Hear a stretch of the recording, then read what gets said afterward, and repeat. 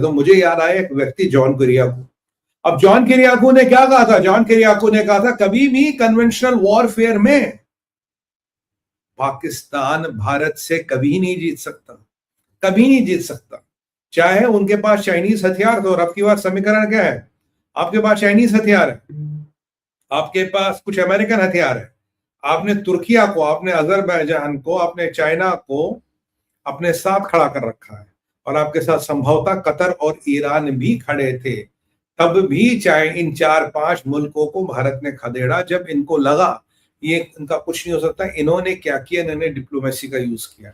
Diplomacy में इन्होंने अपने एम्बेसडर जो यूएसए में थे उसको भगाया, कहता भैया जा, जिसको अमेरिका में जानता, जहां जहां अमेरिका में जानता वहां मीटिंग मारो और बोलो कि भैया अमेरिका हमें बचा लो, ट्रंप हमें बचा लो। कार्ड क्या था?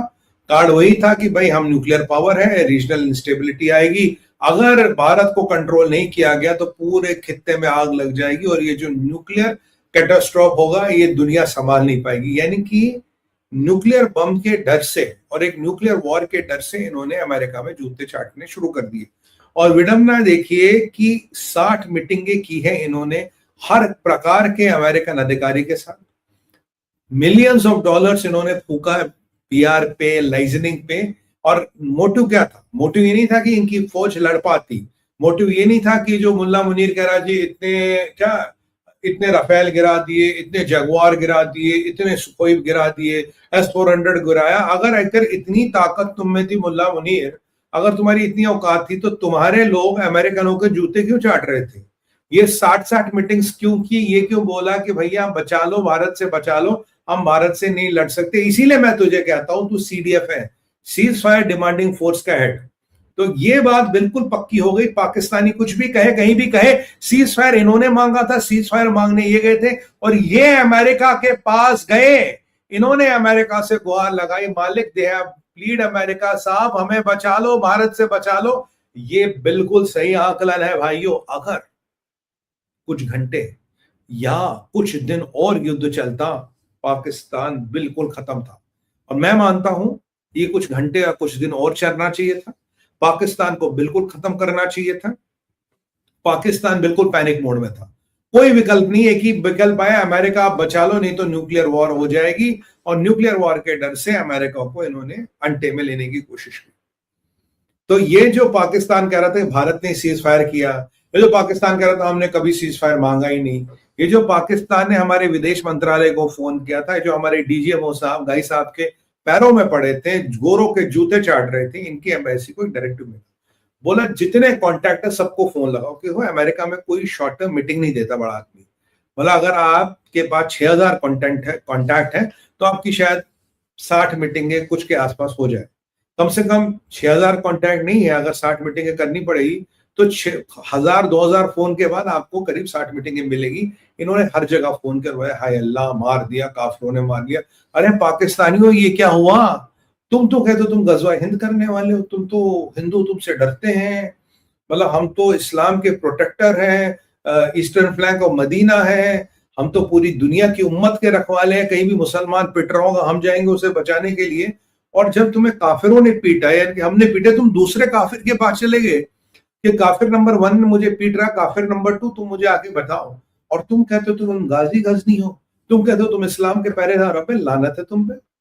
अब तो ये डाटा निकल गया ना, अब हमें पता लगा कहाँ कहाँ मीटिंग करने जा रहे थे, क्या क्या करने जा रहे थे। तो पाकिस्तान की साहब ये भी पोल खुल गई है कि कोई हमने सीज फायर नहीं किया, इन्होंने सीज फायर मांगा और अमेरिका को इन्होंने बोल दिया था अगर कुछ घंटे या कुछ युद्ध और चलेगा तो साहब हमारी तो हिसाब किताब खत्म, पाकिस्तान भी पेरिस्ट, इन्होंने अमेरिका को बोला। ये बिल्कुल क्लियर बात है। तो अमेरिका ने बोला कोई बात नहीं, ठीक है हम देख लेंगे, अगर तुम्हारा कुछ भी होना होगा, जो होना होगा हम तुम्हें बता देंगे। Boss, this is how Pakistan has really done. अब भारत क्या कर रहा था? भारत ने भी इस सारे को एंटिसिपेट किया था, भारत ने भी अपनी मीटिंग सेट कर ली थी। भारत के ऑब्जेक्टिव 3 थे, पाकिस्तान एकमात्र ऑब्जेक्टिव पे लड़ रहा था, वो था कि किसी भी तरह से न्यूक्लियर कोई भी ब्लफ, कोई भी ब्लैकमेल करके अमेरिका को बोले कि हमें बचा लो, हम लड़ नहीं सकते, मुनीर के ये जो फौज है ये लड़ नहीं सकती, तो अमेरिका साहब आप हमें बचा लो, अगर आप बचा लोगे तो हम जिंदा रह लेंगे। इनका बिल्कुल सिंगल पॉइंट मोटिव था। भारत के मोटिव थे 3। पहला था कि आपको युद्ध जीतना था, जो हमारी मिलिट्री ने जीता। अब हकीकत यह है, आज भी पाकिस्तान के रनवे पे जहाज नहीं उठता, और इनकी हालत तो ऐसी हो गई थी, जहाज तो उड़ गया, जब वापस आया रनवे खत्म। तो ये इनकी पहली हालत। दूसरी हालत है, हमें क्या करना था, हमें इस नैरेटिव वॉरफेयर को कंट्रोल करना था। तो हमारी भी मीटिंग हुई, हम भी लोगों से मिले, पर हम पैनिक मोड में नहीं थे। हम डिस्ट्रेस कॉल्स नहीं कर रहे थे, हम रैंडम कॉल्स नहीं कर रहे। हमने एक शेड्यूल दिया था, इससे मिलना, हमने अपनी बात रखी थी, जिसको हमने ठोका ठोका। बट मैं इससे सहमत नहीं हूं। मैं मानता हूं कि जब तक हम पाकिस्तान की मिलिट्री को नहीं ठोकेंगे, मेरा यह मानना है, जब तक पाकिस्तान के सांप का सर नहीं काटा जाएगा, तब तक ये पाकिस्तान वाला मसला नहीं रुकेगा। देखिए, ट्रंप से सीखिए, take out the top most man, the shit stops. Sorry to use this word. कचरा खुद ब खुद रुकता अगर आप टॉप मोस्ट आदमी को निकालते हो। मैं इस चीज से बिल्कुल सहमत नहीं कि हमने केवल आतंकवादियों पर हमला किया और इनके ये एयरबेस हुआ। हमें तो पाकिस्तान का GHQ रावलपिंडी का और उसके जितने जनरल थे, इनकी कब्र वहीं बनानी थी। जब तक वो नहीं बनेगी, तब तक पाकिस्तान सुधरेगा नहीं। और पहले ऑब्जेक्टिव पे आते थे, हमें जो युद्ध जीतना था, जो हमने ऑपरेशन सिंदूर जीता। पर टेंशन मत लो पाकिस्तानियों, सिंदूर 2.0 2026 में 101% होगा। और अब की बार न सांप बचेगा, न उसकी बिल बचेगी, और जो बिल के अंदर अंडे दे रखे हैं वो भी खत्म होंगे। तीनों चीज हम ध्वस्त करने वाले हैं। ये मैं पाकिस्तानियों को अब की बार एडवांस में बता रहा हूं। नए साल की ग्रीटिंग तुम्हें दे रहा हूं। 2026 में ऑपरेशन सिंदूर 2.0, सांप क्या, सांप नागिन क्या, और अंडे भी नहीं बचेंगे अब की बार। ये बिल्कुल हमारा बिल्कुल दृढ़ निश्चय है। दूसरा हमने क्या किया जो जीता, दूसरा हमने अमेरिका में अपने जो पैनिक मैनेजमेंट, हमने कम्युनिकेशन मैनेजमेंट की। और तीसरी, तमाम इंडिया अमेरिका की डील चल रही थी, ट्रेड डील। हमने ये भी इंश्योर किया कि ये ट्रेड डील स्कटल ना हो। ओवरऑल लर्निंग क्या, लर्निंग सीधी सी है बॉस। पहली लर्निंग है, जो मेरा आकलन है, मेरा पर्सनल विश्वास है, we should have gone for the Pakistan military, we should have dismantled Pakistan. कुछ देर और कुछ दिन और, जो अब तथ्य और तर्क सामने आ रहे हैं, कुछ देर और कुछ दिन और जंग चला के इनको पूरा खत्म करना था। इनके पास न्यूक्लियर का कोई ऑप्शन नहीं। देखो, न्यूक्लियर का ऑप्शन है तो देखा जाएगा, न्यूक्लियर का ऑप्शन है तो देखा जाएगा, मतलब एक ना एक दिन आपको देखना पड़ेगा। न्यूक्लियर के ऑप्शन से भारत डरने वाला नहीं, और न तुम भारत को डरा सकते हो। दूसरी बात जो विषय है, देखिए, दो तरह के यहाँ है। मिलिट्री में आपने पाकिस्तान को पछाड़ दिया, कोई डाउट नहीं। मिलिट्री में इनकी अब तक वाट लगी पड़ी, कोई डाउट नहीं। मैं कह रहा हूं बॉस, मैं कह रहा हूं कि मिलिट्री में इनकी वाट लगी पड़ी, उसमें कोई डाउट नहीं। बट मैं कह रहा हूं, दो चीज होती है। एक है इंफॉर्मेशन वॉरफेयर। इंफॉर्मेशन वॉरफेयर में कहीं ना कहीं हम थोड़ा पीछे रह गए, नैरेटिव वॉरफेयर में हम कहीं ना कहीं हम पीछे रह गए। ये दो चीजें सीखने की। विकल्प क्या है, आपके पास एक डेडिकेटेड इंफॉर्मेशन वॉरफेयर को मैनेज करने के लिए एक पूरी प्रोफेशनल टीम होनी चाहिए, जो पूरी दुनिया में इसको मैनेज करेगी, जो पूरी दुनिया में एक अलार्मिंग मोड पे एक हमेशा 24/7 ये टीम डिप्लॉय होगी और मैनेज करेगी। अगर भाजपा को इतना बड़ा मीडिया सेल और इतने बड़े मीडिया, सोशल मीडिया वॉरियर चाहिए, तो क्या भारत को चाहिए या नहीं चाहिए? तो भाजपा तो फिर भी एक पॉलिटिकल पार्टी है, भारत के लिए कुछ नहीं होना चाहिए। वहां आपका मुकाबला ASPR के साथ, जो फुल फ्लेजेड मशीनरी यही करती है। दूसरा इंपॉर्टेंट है, नैरेटिव की लड़ाई। Who is winning the narrative warfare? Narrative का वॉरफेयर बहुत इंपॉर्टेंट है, और नैरेटिव की लड़ाई जीतना बहुत इंपॉर्टेंट है। अगर आपके नैरेटिव में शक्ति होगी, आप जाके GHQ रावलपिंडी को ठेको, कोई कुछ नहीं करेगा।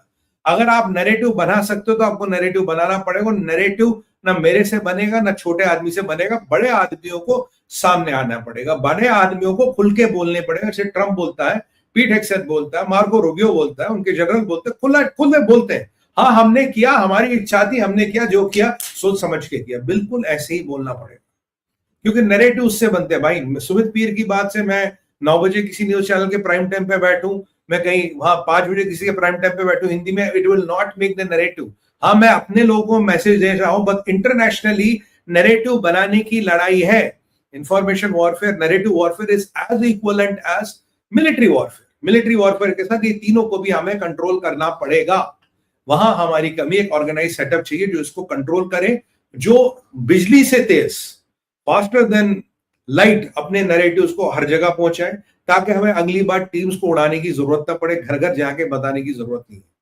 और नैरेटिव आपका स्ट्रांग है तो आप कुछ भी कर सकते हैं। आज की वास्तविकता ये है, ट्रंप ने जो एक नया बेंचमार्क बनाया, boss, you can do a Qasem Soleimani, you can do a Baghdadi और you can do a Nicolas Montero.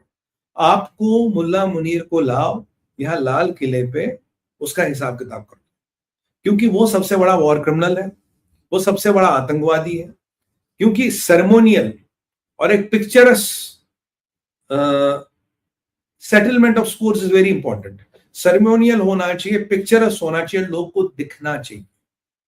और सिंदूर 2.0 में हम वो गलती ना करें जो हमने सिंदूर 2.1.0 में की, कि हम केवल आतंकवादियों को फोर्स रखें। आतंकवाद जहां से उभरता, आतंकवाद जहां से निकलता, उसको मारना पड़ेगा, उसको खत्म करना पड़ेगा, तब तक बहुत बात नहीं बनने वाली है।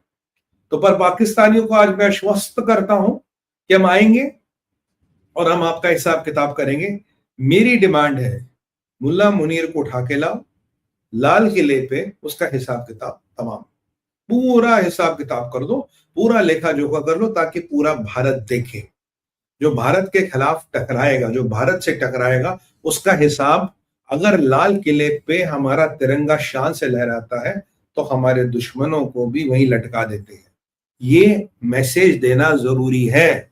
और इससे जो उम्मत के सिपाही, उम्मत के सिपह सालार बनते हैं, और आज मैं सऊदियों को कहता हूं, इन भगोड़ों से, इन चूहों से तुमने मिलिट्री पैड करके अपनी ऐसी तैसी करवा ली है, और आगे क्या होने वाला हो तो खैर मैं आपको बता चुका हूं ना होने वाला।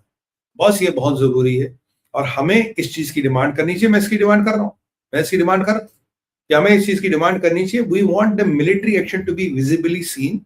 ये जरूरी है। अगर डर बिठाना है तो ऐसा आपको मिलिट्री एक्शन, ऐसा आपको कार्रवाई करनी पड़ेगी। This is my take on it. We move to the topic number 7। Venezuela में बड़ी बड़ी अजीब कंडीशन हुई है। वेनेजुएला में जो इन्होंने